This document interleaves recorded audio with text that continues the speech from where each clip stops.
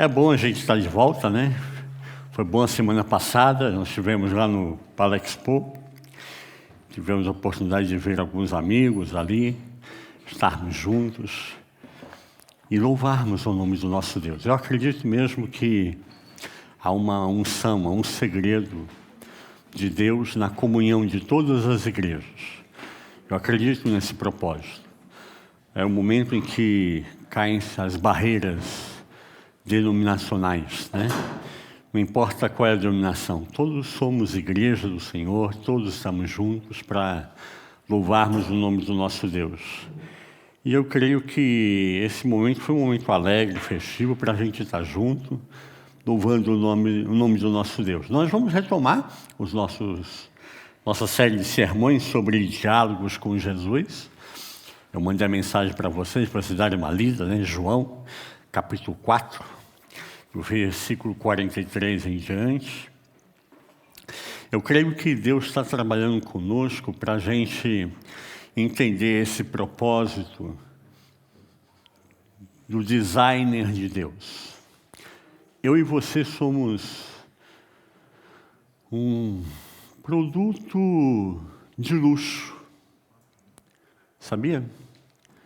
Eu e você somos um produto único. Só existe você. Já parou para pensar nisso? Hoje nós temos 8 bilhões de pessoas, caminhando para 9 bilhões de pessoas, e não tem ninguém igual a você. Às vezes a gente encontra na rua alguém que é parecido, fala, levanta a mão, desculpa, não é você, pensei que era outra pessoa, me enganei, né? Tudo bem, isso pode acontecer, mas você é único. Você tem só você tem a íris dos seus olhos. Só você tem as digitais. E a gente pensar quantos bilhões de pessoas já passaram pela Terra. Os nossos ancestrais. Nós podemos ter coisas parecidas com os nossos pais, com os nossos avós, vem no nosso DNA. De vez em quando a gente conversa sobre isso, eu acho que tem muita coisa que a ciência vai mostrar para mim e para você, que vai acabar coadunando, vai acabar indo em encontro daquilo que a palavra já dizia, né? Das bênçãos e das maldições de geração.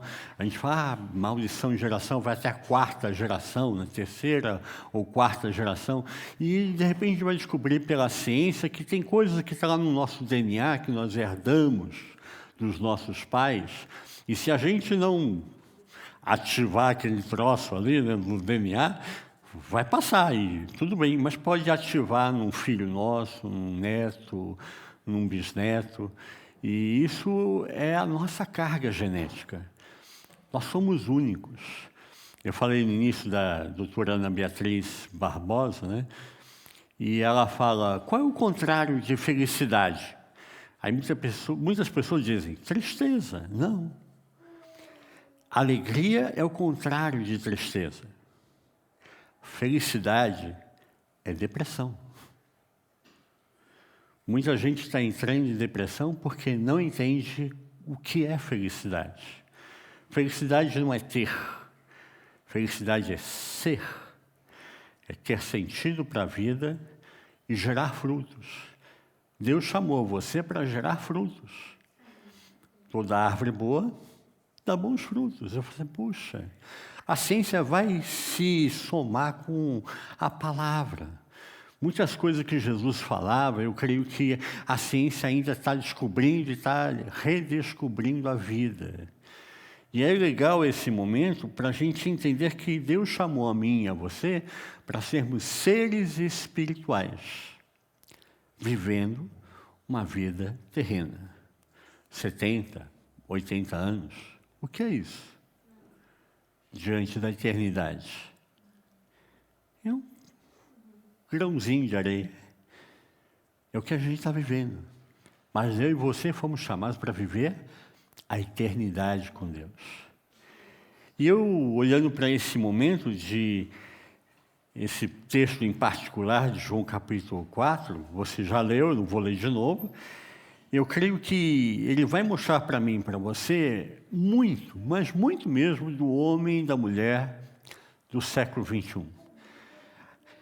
A nossa dificuldade de crer, de acreditar, a nossa dificuldade de entender a Deus, entender que precisamos de Deus. E muitas vezes Deus vai precisar mostrar isso para mim e para você, para nós crermos em Deus. É interessante nesse momento de João capítulo 4, que Jesus fala duas frases. Se você ler o texto em casa, são duas frases, é o grande diálogo de Jesus com o oficial do rei. Mas quem é o oficial do rei? Jesus voltava da Galileia e nesse retorno ele é parado, ele é bloqueado pelo oficial do rei que clama pelo seu filho, que está morrendo. E ele clama insistentemente pelo seu filho. Mas antes da gente chegar nesse oficial do rei, nós precisamos atualizar o que está acontecendo. Quem é esse rei? O rei, na época em que esse oficial servia ao rei, é Herodes o tetrarca. Herodes o tetrarca é um rei famoso na história de Israel por grandes construções. Mas mais famoso que ele era seu pai, Herodes o Grande, que foi o que restaurou muitas partes de Jerusalém, construiu vários monumentos, construiu Massada, construiu e restaurou o templo. 40 e poucos anos demoraram para ir restaurar o templo. Herodes o Grande, ele era conhecido como um rei ruim. Porque, por incrível que pareça, se você olhar na história da Bíblia, na história dos reis de Israel, os reis bons não construíam nada.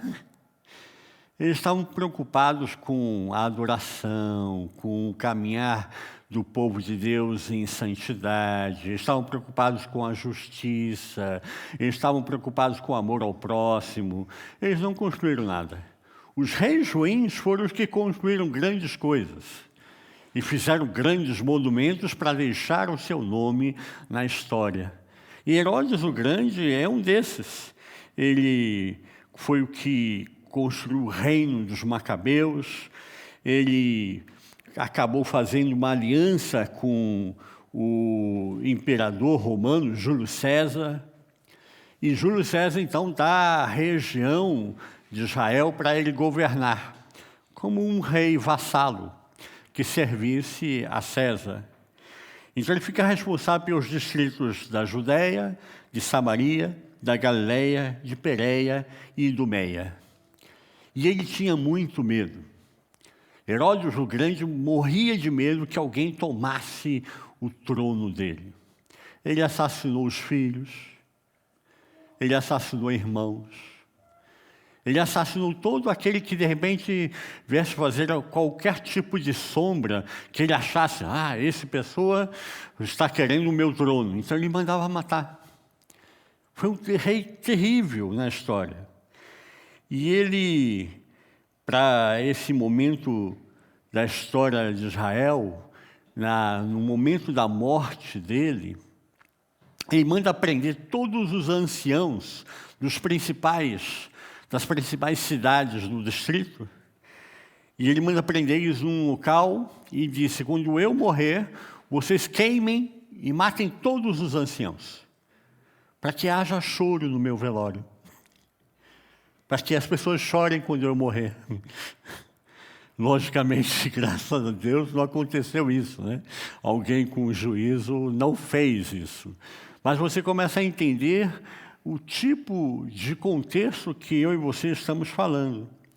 Herodes o Grande foi aquele que mandou matar as crianças, o assassinato dos inocentes, na época do nascimento de Jesus. Lembra da história dos 3 magos? A gente conta todo ano, final de ano, né? Vieram os 3 reis magos, vieram perguntar, né? Onde está o filho do rei, né? Foram no palácio, né? Encontraram com Herodes, o Grande. E ele, não tem filho nenhum aqui, não tem nenhum futuro rei, eu sou o rei, né? E aí, então, chama os profetas, chama os escribas, chama os doutores na lei, e eles falam, olha, tem uma profecia lá, mas não vai se cumprir agora, né? Claro que não, né? Não é o momento. E o futuro rei de Israel, o Messias, vai nascer em Betel. E aí o que acontece? Os doutores da lei vão até Betel para constatar se Jesus está nascendo. Não, fica todo mundo no palácio.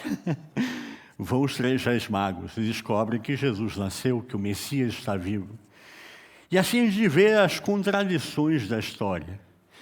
Esse é Herodes o Grande, conhecido na história como um rei sanguinário, que morria de medo que alguém tomasse o trono dele. Eu não sei como sobreviveu Antipas. Herodes Antipas é filho dele. É um dos poucos que sobraram. E virou o rei no lugar dele. E quem é Herodes Antipas? Herodes Antipas, ele fez várias construções na região de Tiberíades, à beira do mar da Galileia. Se você for a Israel hoje, você vai ver monumentos muito bonitos, mosaicos, que ainda estão lá, que foi Herodes que construiu também, Herodes Antipas. Herodes Antipas ficou conhecido na história porque ele casou com Herodias, a mulher do irmão. E a coisa foi tão gritante que ele mandou matar o irmão e casou com a mulher dele, né?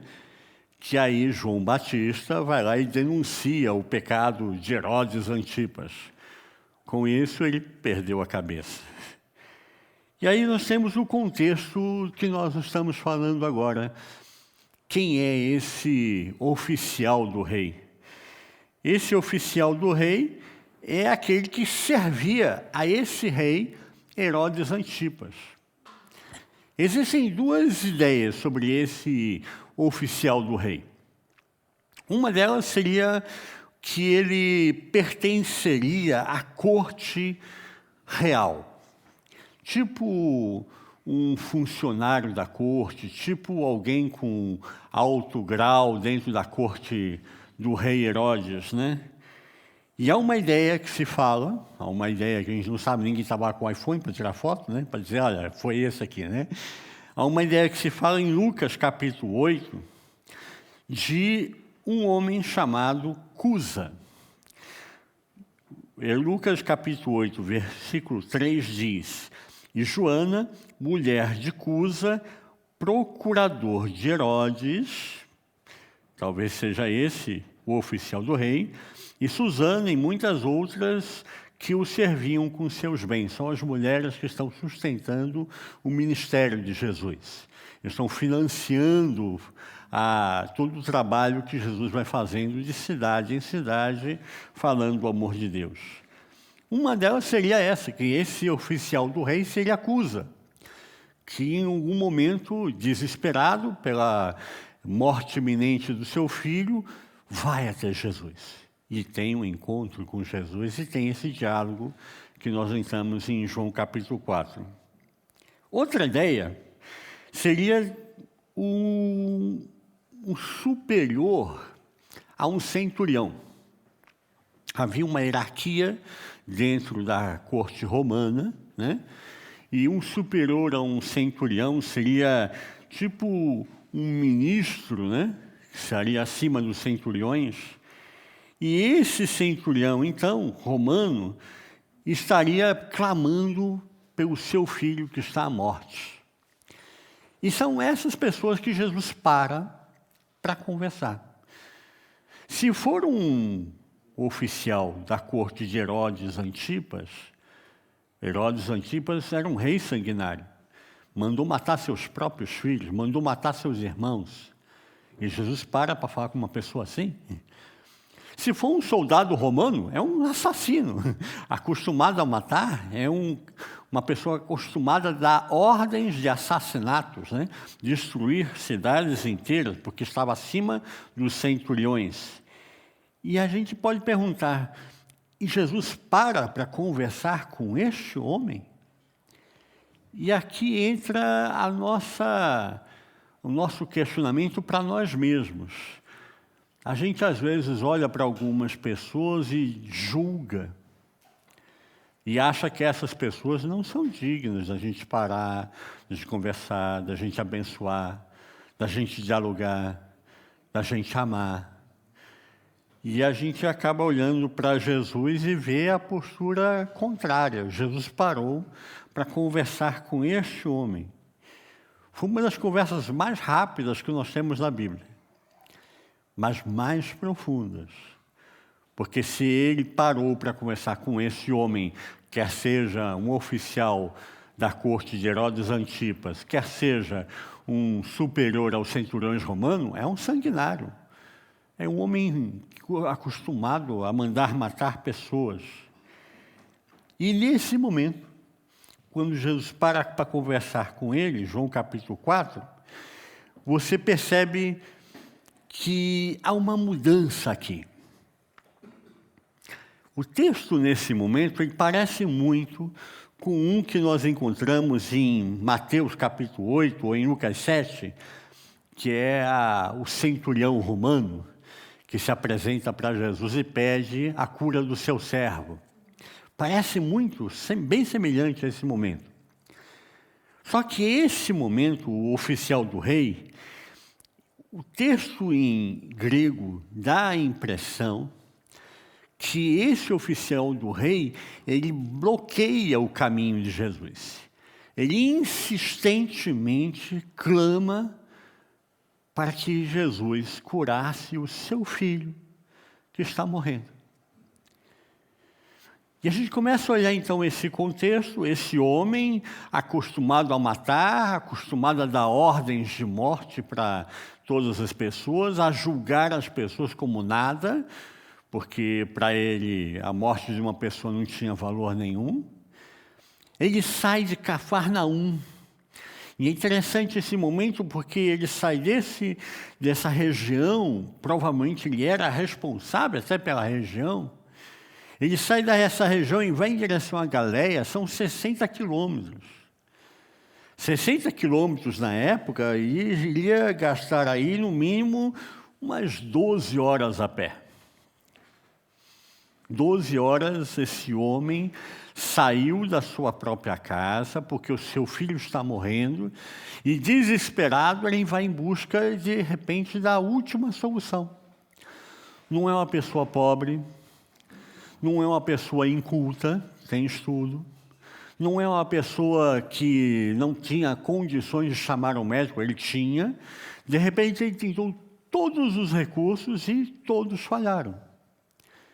O último recurso para ele foi Jesus. Jesus pode resolver o meu problema.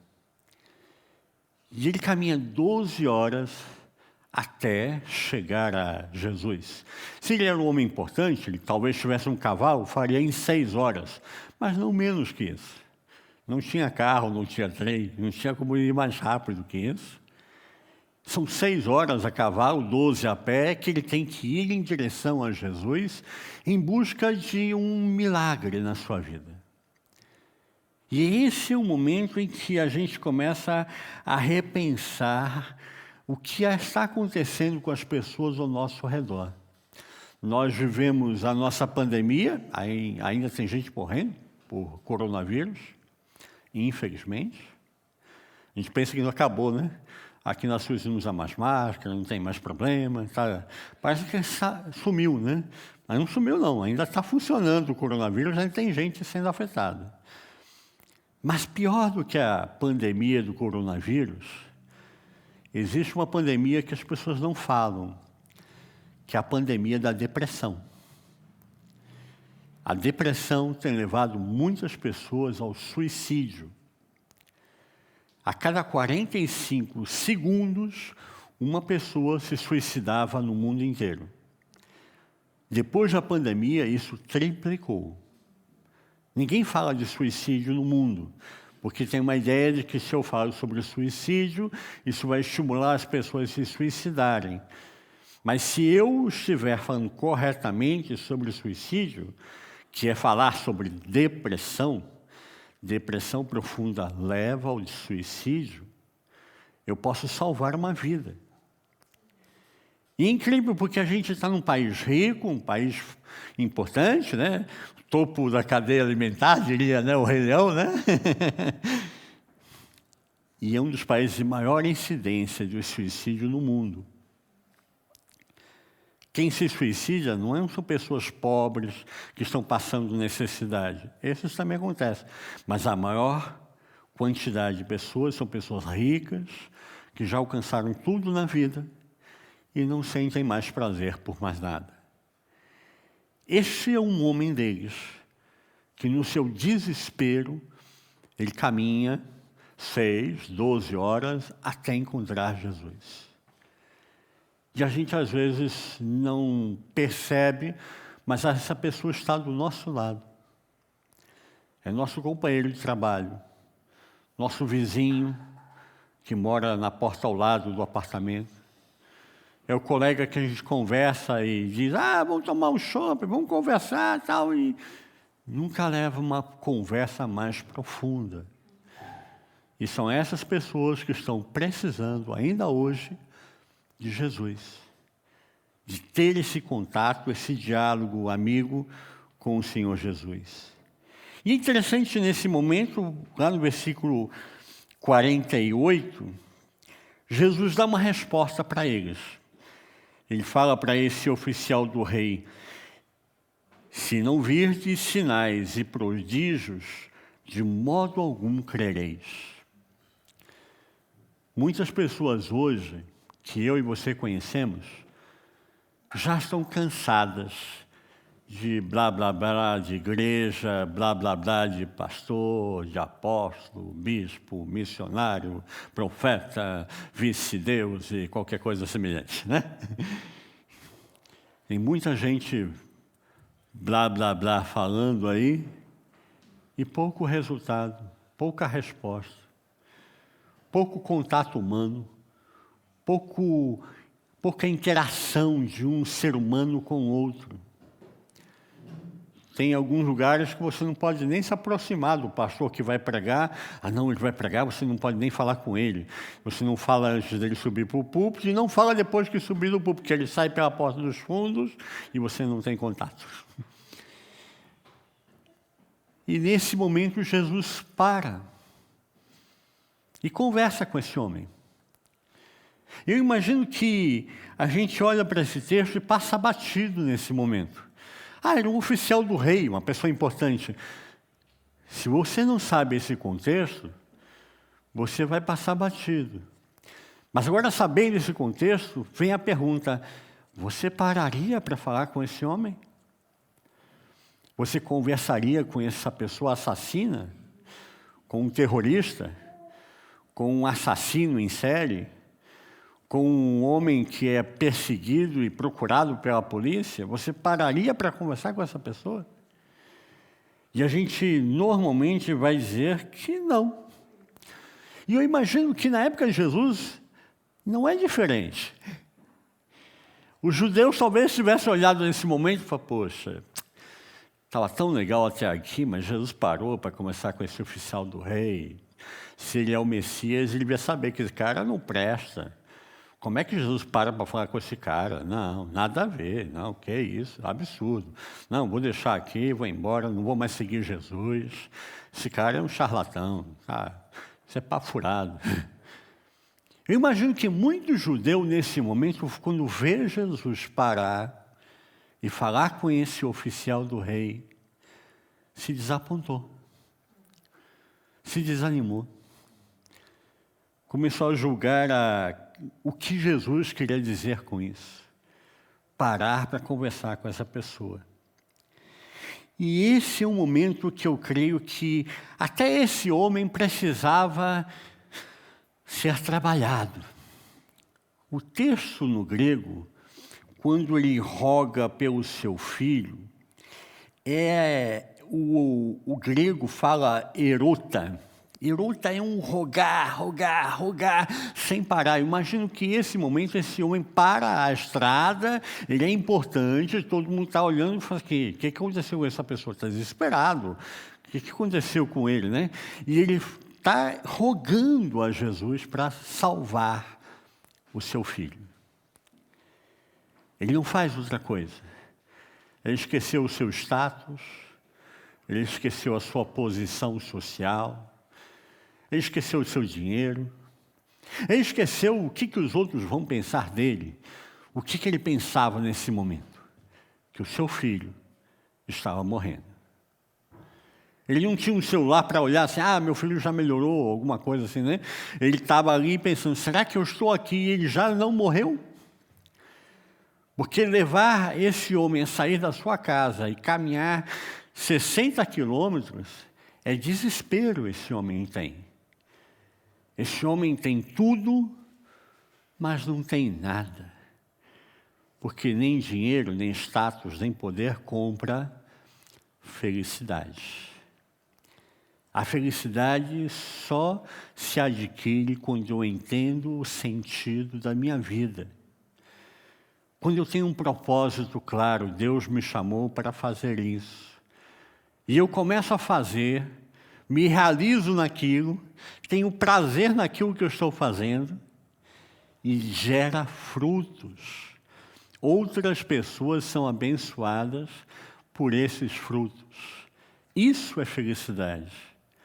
E esse homem vai em busca de um milagre até Jesus, desesperado.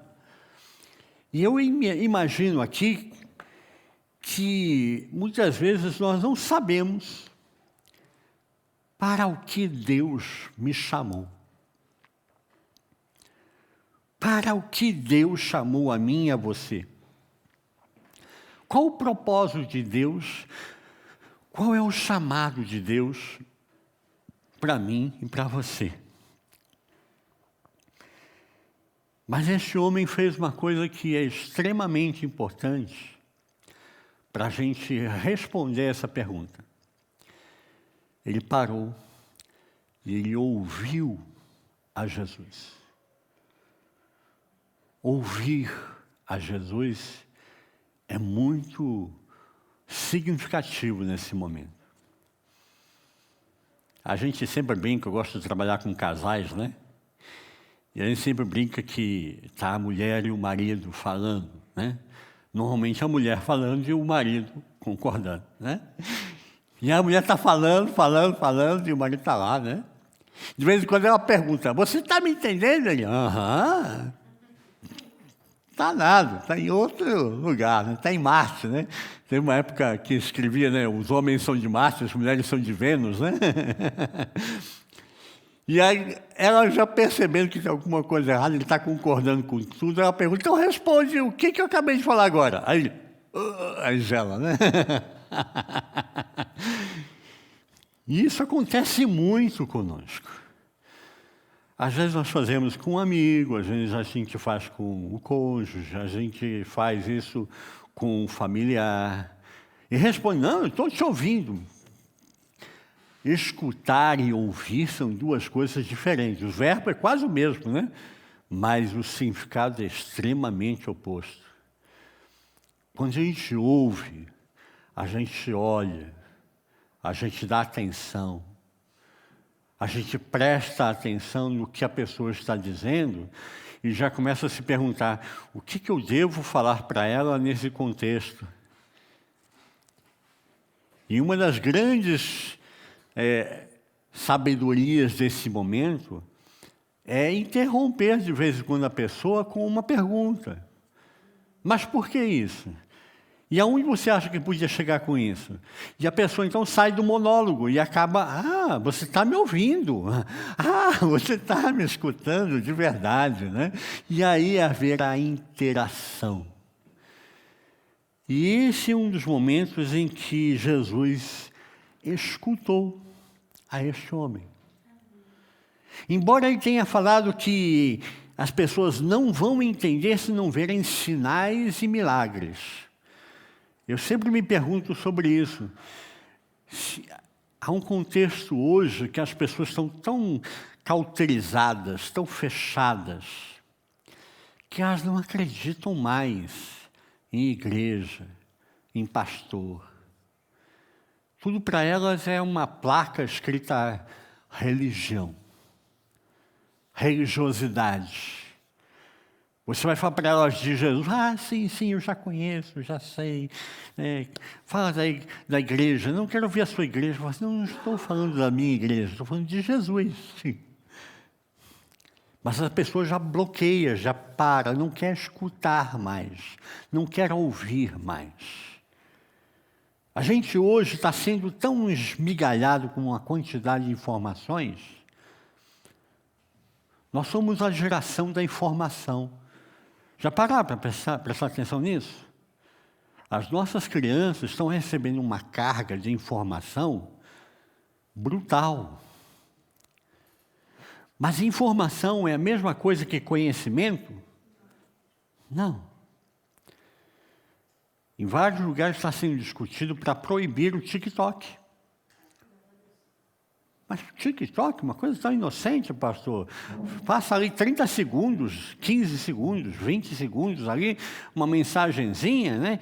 E aí as crianças já vão passando de história para história, né? E é exatamente isso. As pessoas somente recebem a informação, mas não tem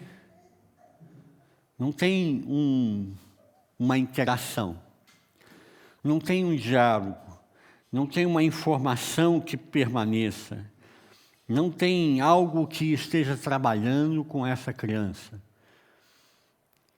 No Vale do Silício hoje, os grandes empresários, os homens mais ricos do mundo, estão investindo para que os seus filhos estudem em escola que não tenha tablet. Proibido o tablet. Proibido celular. Vai escrever com papel e caneta. Até a 8ª série. Depois aí pode começar a usar. E a gente se pergunta, mas por que retrocederam? Que gente retrógrada, né? Não. Porque a gente não construi, não há construção do conhecimento. Contatos vazios, relações sem sentido, diálogos que um fala e o outro finge que escuta. E isso é o que está acontecendo com a nossa sociedade hoje. A internet empurra a mim e a você a ficarmos numa bolha. Eu sou do presidente tal, tá? Então você fica nesse canto. Eu sou do presidente tal, então você fica nesse canto. E quem não é de A nem de B, fica onde? Não, você... E se eu não concordo nem com A nem com B, o que eu faço? Não, você... E isso está acontecendo para tudo. A gente pensa, uma polêmica no Brasil. Não é só no Brasil, não. Na Suíça está acontecendo isso. Nos Estados Unidos está acontecendo isso. Vários lugares do mundo está acontecendo isso. Um diz que é de direita, e o outro é de esquerda, e o de centro fica aquela coisa, eu sou de direita, sou de esquerda, acho que eu sou de trás, eu sou de retorno. E ficam perdidos.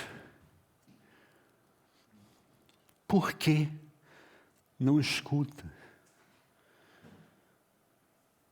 Nem a direita, nem a esquerda vai resolver o problema da humanidade. O que resolve é o diálogo. Parar, escutar o outro, sem julgar. E é isso que Jesus faz. Esse homem desesperado clama pelo seu filho que está morrendo. Jesus não julga a este homem. Ele para, escuta, ele ouve, dá atenção, entende a dor desse homem. E é interessante esse momento que Jesus para. Eu imagino que em João capítulo 4, versículo 50, Jesus disse, vai, o teu filho vive. E o homem creu na palavra que Jesus lhe disse e partiu. Ele não questionou mais. Eu acho esse momento muito lindo, muito importante, porque talvez a maioria das pessoas como nós, pensasse que, não, então Jesus vem na minha casa, né? Lá em casa eu tenho um óleo que foi extraído do azeite da oliveira da terra de Sharon, e lá é aquele óleo sagrado, você vai ungir meu filho com aquele óleo e vai botar o sal do Mar Morto, e aí ele vai levantar e vai viver. E Jesus não faz outra coisa, diz assim, vai, o teu filho vive. E ele vai. É um dos poucos momentos que a gente acaba entendendo que o milagre não precisa que eu esteja lá. Não precisa que você esteja lá. Basta que Deus esteja lá. Deus é onipresente, gente. Deus está aqui comigo e com você, está com quem está assistindo a gente pela internet, está com os nossos familiares nos nossos países, na Itália, no Brasil, na França, na Espanha, porque Deus é onipresente. Basta que Deus esteja, que Deus faça, que Deus trabalhe, que Deus transforme. E às vezes nós botamos uma série de barreirinhas, quadradinhos, né? Se Jesus fizer desse jeito, aí vai dar certo, como se fossem fórmulas miraculosas. E Jesus não fez nada, não impôs a mão sobre o homem, não ungiu o homem, não derramou azeite, não derramou água, não cuspiu no chão, fez lodim, passou na testa do homem, não fez nada. Ele disse, vai, teu filho vive. E ele foi. Ele não perguntou mais nada. O texto deixa bem claro que ele, nesse momento que ele gritava intensamente, rogava pelo seu filho, ele vira as costas e vai embora para sua casa. A casa dele não era ali, na esquina, gente. Se ele está a cavalo 6 horas, se ele está a pé, são 12 horas até chegar à casa dele. E eu penso nesse momento o coração desse pai. Jesus disse para eu ir. Meu filho está vivo. Então eu vou chegar e vou encontrar meu filho vivo. Como vai ser esse momento? A ansiedade desse pai. Talvez ele tivesse até questionado, será que eu vou encontrar meu filho vivo?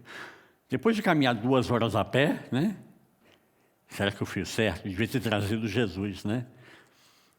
Eu sou responsável por soldados, eu tinha dado uma ordem, prendia Jesus e arrastava Jesus até lá para Jesus impor a mão, né? Fazer alguma coisa sobre o meu filho, né?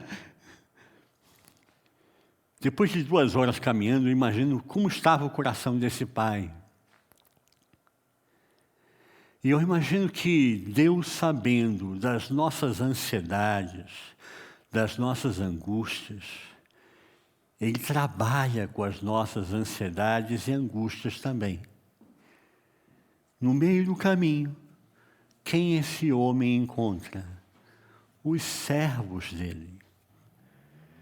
Os servos dele, quando viram o filho ser curado, saíram ao encontro do Senhor deles. Nós precisamos avisar o oficial romano ou o oficial do rei, nós precisamos avisar para ele que o filho dele está vivo, que deu certo, está funcionando.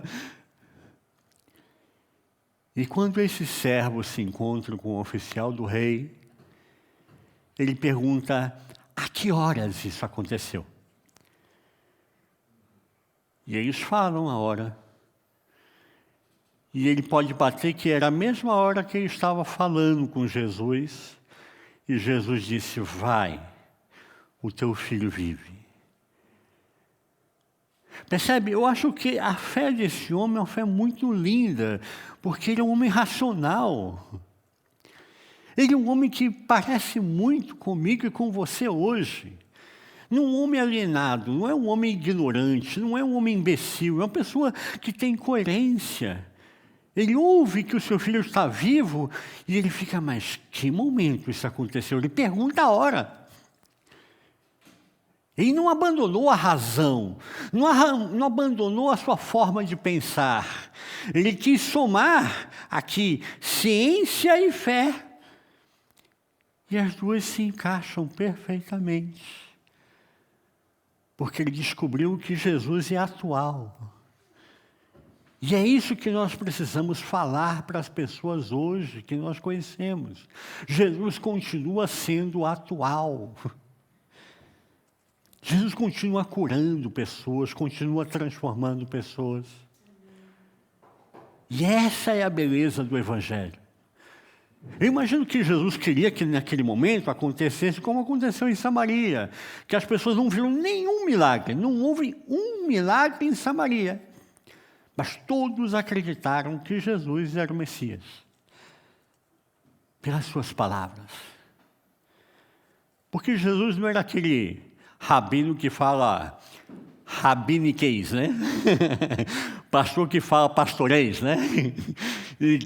E crente de igreja que fala igrejeiro, né? Ele falava aquilo que é o normal, o natural. E aquilo aquecia o coração das pessoas, falavam assim, uau, era isso. Eu sempre acreditei em uma coisa assim. Que bom, agora eu estou ouvindo o que eu sempre acreditei. E é isso que Jesus está fazendo nesse momento com esse oficial do rei. Que eu imagino que a partir desse momento, ele diz, eu sou de Jesus. Minha família é de Jesus. E é isso que ele acaba fazendo quando ele chega em casa. A família inteira, os servos, todos passam agora a ser de Jesus. E eu acho que é isso que está faltando hoje. Nós falarmos de forma coerente. Não importa quem. Não importa se ele é muito rico, se ele é muito pobre. Se ele é um homem santo ou se ele é um homem perverso. Se é homem, se é mulher, se é outro gênero. Tem 54 agora, né? Fica difícil, né? Não interessa. Todos precisam de Jesus. Todos nós precisamos de Jesus. Eu preciso de Jesus.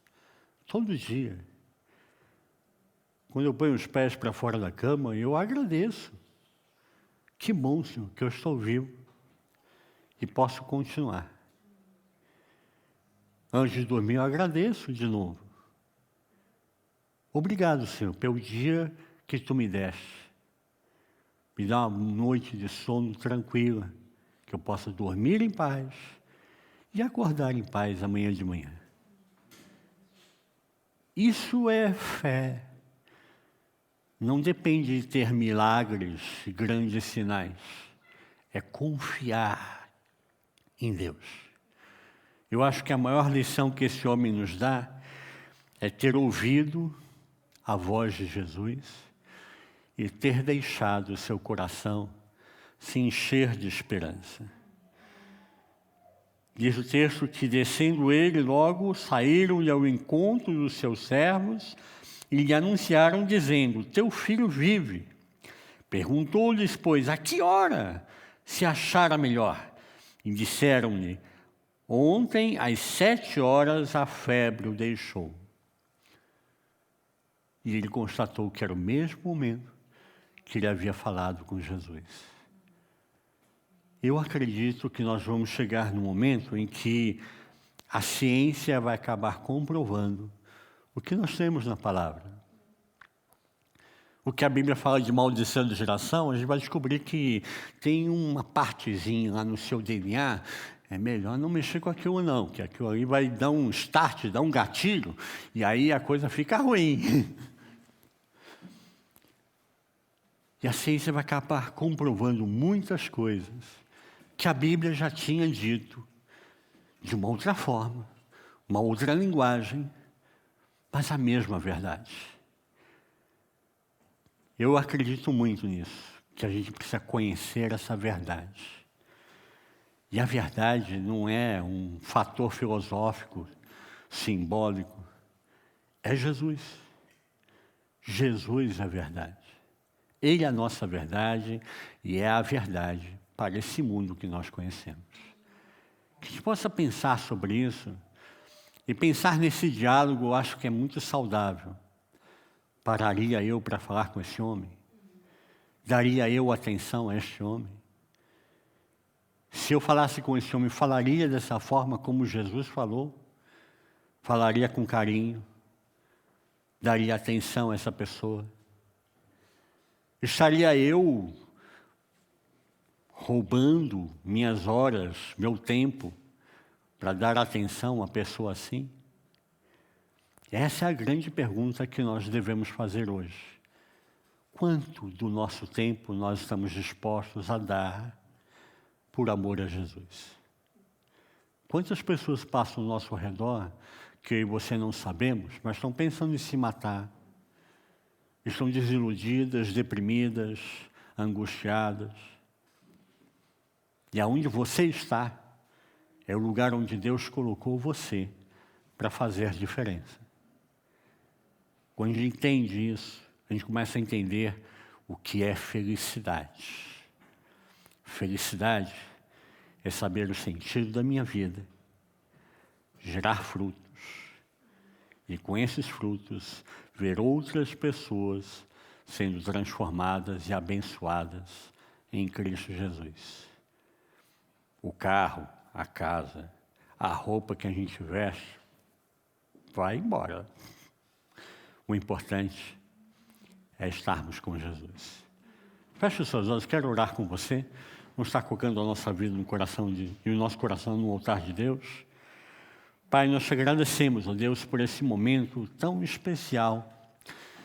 Ouvirmos os diálogos de Jesus com as pessoas nos faz pensar, nos faz refletir, nos faz sonhar novamente, nos faz ter esperança e nos dá entendimento para os nossos momentos reais, o nosso dia a dia, o nosso cotidiano, as pessoas que estão ao nosso entorno e que, como na época de Jesus, ainda hoje, continuam precisando de Jesus. Eu te peço agora, Pai, que fale com cada um de nós, com aqueles que aqui estão presentes, com aqueles que estão nos ouvindo pela internet, que a Tua palavra toque, transforme, que nós possamos ouvir a Tua voz e deixarmos que o nosso coração se encha de esperança novamente.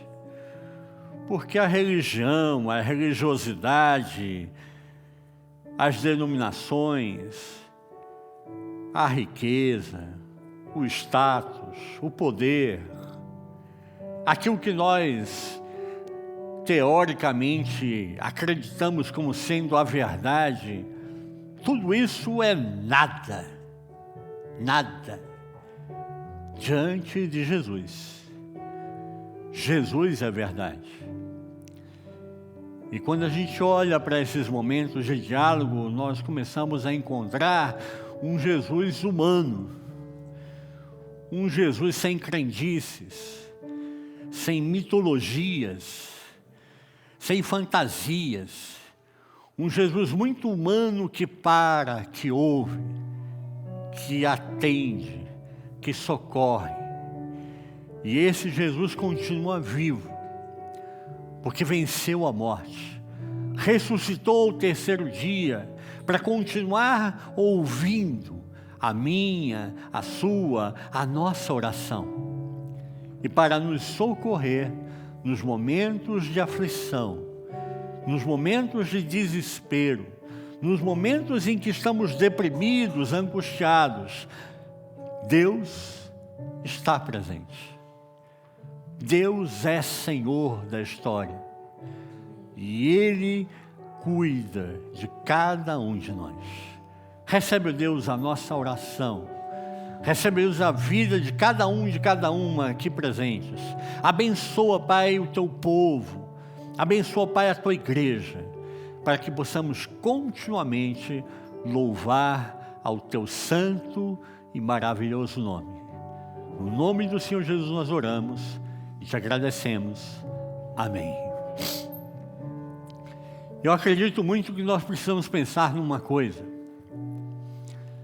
que a gente precisa entregar o nosso coração para Jesus. E a gente às vezes fala, pastor, eu já estou vindo na igreja, eu já venho nessa igreja aqui há 4 anos, há 5 anos, há 10 anos. Mas eu não disse vir à igreja, eu falei entregar o seu coração para Jesus. Eu queria convidar você a fazer isso. Não interessa se você é membro da igreja já há 4 anos, entrega de novo. Mas entrega o seu coração para Jesus. Eu fui pastor de uma catedral e lá tinham pessoas idosas, velhinhas. E eu falava para elas sobre a necessidade de nós nascermos para Jesus. E elas falavam, pastor, eu tenho 90 anos, eu tenho 70 anos. Eu sempre estive nessa igreja. Eu nasci na igreja. E eu brincava com ela, você nasceu na igreja, eu nasci na maternidade. Você nasceu na igreja, como é que foi? Conta essa história aí. E a pessoa olhava para mim com cara de desdém, né? Pastor, eu estou falando sério. Eu também, você nasceu na igreja? Conta essa história, que eu nasci na maternidade. Você nasceu na igreja? Conta para mim. E ela falou, não, pastor, o senhor entendeu o que eu quis dizer? Não, não entendi, explica. E a pessoa começava a gaguejar, querendo explicar que ela sempre foi da igreja. Eu falei assim, eu não falei isso, eu falei nascer para Jesus. É diferente. Eu preciso ter a minha experiência pessoal com Jesus. É minha experiência. Este homem teve a sua experiência pessoal com Jesus. A gente às vezes começa indo à igreja e na igreja perde a experiência com Jesus. É possível? É possível.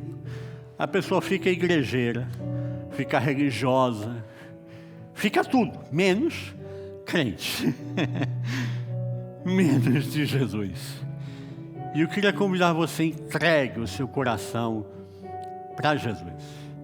Faça isso. Jesus, meu coração é teu. Minha vida é tua. Meus pensamentos são teus. O meu louvor seja para ti.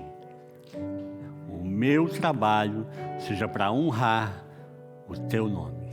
O resto não é importante. Amém?